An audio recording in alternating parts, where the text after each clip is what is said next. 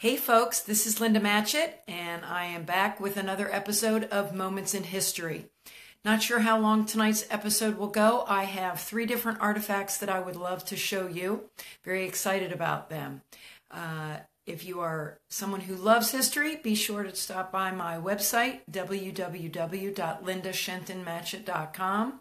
My blog is there, where there are a lot of different posts on interesting historical facts and information and stories and that sort of thing. So let's see. First up is, this is a vintage sewing pattern. It's Hollywood pattern. And I have a second pattern. It's a Vogue pattern. This one, where I bought them both on Etsy, and this one is looks like they did a photocopy on perhaps one of those huge printers that they use blueprints on or something like that. But this one, the Vogue one, as you can see, is pretty vintage. I'm really excited about it. The reason I purchased these items is that I do speaking engagements at libraries, historical societies, church groups, that sort of thing, and I dress in costume because the bulk of my speaking engagements talk about World War II topics. So I have 2 outfits that I wear.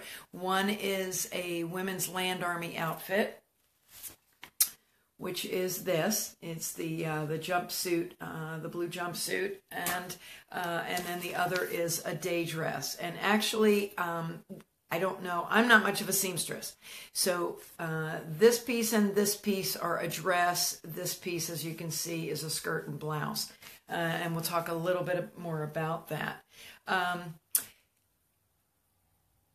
As you know, women have been making their clothing for centuries, maybe millennium, if you want to go that route.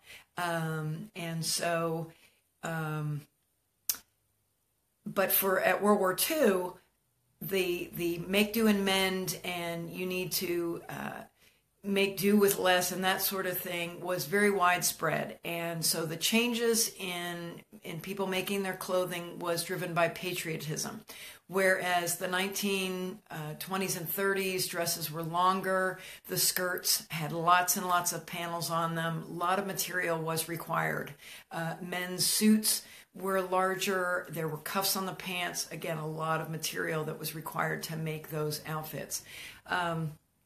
So during the war, when things were being rationed, because they were needed for war efforts, the materials and that sort of thing were needed for uniforms, parachutes, just all cut tents, just lots of different war materials were being needed. Styles changed to reflect using less fabric. So women's skirts became much more narrow, a lot less accoutrements on the dress, cuffs came off men's slacks, and that sort of thing. So the fashion changes were because of patriotism, which I thought was really interesting. And as you can see, the directions are fairly decrepit. We did our best to make do, but they are very dry and very crispy, and as you can see, hey Sue, glad you could come by. This is another part of the directions. As you can see, it's really falling apart. But what I have found really interesting, and as I've said, I am not much of a seamstress. In fact, I had a pair of pants that I used a decorative lapel pin to replace the button that fell off. I never did actually end up sewing the button on. That's how pathetic I was. But the reason for that was, again, because I'm not much of a seamstress, I didn't have this stuff in the house, and I figured, why go out and buy needle and thread that would never be used again? So, but what was really interesting to learn is how much technology has changed. And as you'll see, this is actually one of the pattern pieces, and you'll see that there's these holes, and this is a letter B, and then there are these little notches that have been cut into the tissue paper. And all of the pieces are like that. So here's some more, and there's another one. There's an X that's on that one, and again, more of these little holes that were punched in. And those were all to show where darts were supposed to go. That's what the little triangles were for. And so they're much different from modern day patterns, which, as you see, have the seams lined up in them, and the darts and everything are lined in them. So I can't imagine sewing anything off of these patterns. But something else that I noticed on these patterns, and I had someone make these outfits for me. Otherwise, trust me, they would not be wearable. But one thing that we did notice, in addition to the pattern pieces not being printed on, is the technology, if you will. Very, very different. When I was in home ec, we were taught to put the right sides together of the pieces and then sew along the seam, and then voila, you have a seam and the pieces ready to go. Instead, the way it was explained in the directions that I showed you was to make the skirt and the top separate and to roll the edges of these pieces down and then sew them together. My seamstress and I decided that was way too convoluted, and we never could really figure out how to make that happen. So we did use current technology, if you will, and just sewed the right sides together. In addition, zippers were not called zippers. They were already invented. They had been invented in the late 1800s and had been pretty much started to being used pretty regularly in the 1920s, but they were called slide fasteners. It was not until into the late 40s and 50s that someone came up with the word zipper, and that it became. So it was interesting to try and figure out, again, in this pattern, what they were referring to when they were talking about certain things. So type yes in the comments if you make clothes for your kids or yourself. I did a blog post yesterday about this pattern, and one of the responses was that with the price of patterns and the price of material, unfortunately, this woman had stopped making things for her kids, but she had done so for quite a long time. My mom made a lot of our stuff when we were growing up, not only our clothes, but all of our items in our rooms. It felt like long before J.C. Penney had bed in a bag, or whatever they call room in a bag, we had matching bedspreads, curtains, pads for the desk chairs. So we were pretty sporting with all the stuff that my mom made for us. But still, I am not even remotely talented with a needle. So I admire folks who can do that. The next artifact that I have, very fun. These are 2 tickets. They are not from World War II. They are dated, if you can see up here, they're dated 1954, 1955, and they are stamped. The stamp in the corner is stamping the month of May, and then this 16 is the date. So May 16, and then it's stamped 1954. These were very cool. I was very excited to find those in a book, and I don't remember what book I purchased. I have a ton of used books that I buy, and I found these nestled in one of them. And at first I thought it was an outgoing and an ingoing ticket, and then I realized that no, the edges are identical. And so it was obviously 2 passengers, and when they gave this to the ticket taker, he grabbed the 2 tickets and tore off the bottom. And so it's 2 people that were traveling together. My imagination has run wild. Can't really prove anything, but my imagination makes me wonder of, was it a husband and wife traveling somewhere? Was it a mother and child, a father and child, a boyfriend and girlfriend? You know, what was the reason for these people traveling together? And the book that I found these in, was that the book they took with them, or are they like me, using anything in the house they can find as a bookmark?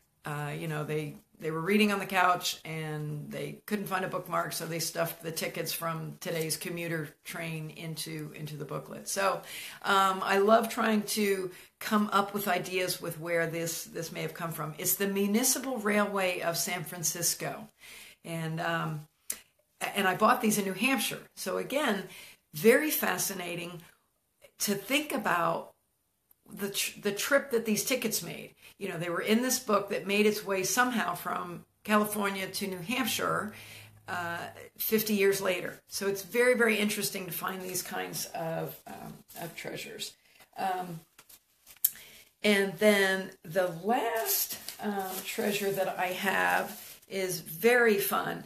And I found this in a 1947 Brewster Academy yearbook. If you've caught my past videos, I indicated at one of them that I use yearbooks as a way to come up with character names.